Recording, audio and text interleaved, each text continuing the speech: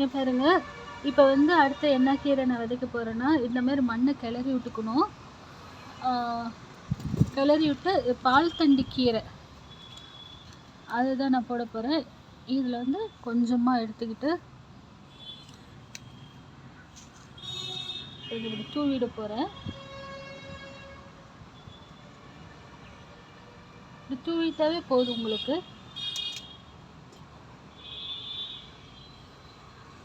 நான் இதை first time இந்த பால் தண்ணி கீரை விதைக்கிறேன்.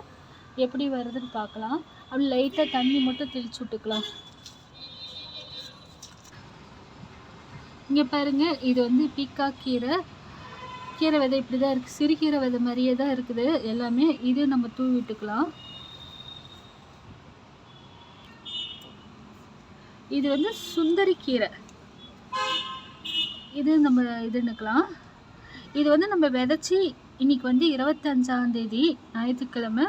இது வந்து எத்தனை நாளில் முளைக்குது அப்படின்னு நம்ம பார்க்கலாம். ஏன்னா இதுதான் நானும் ஃபஸ்ட் டைம் நான் விதைக்கிறேன்.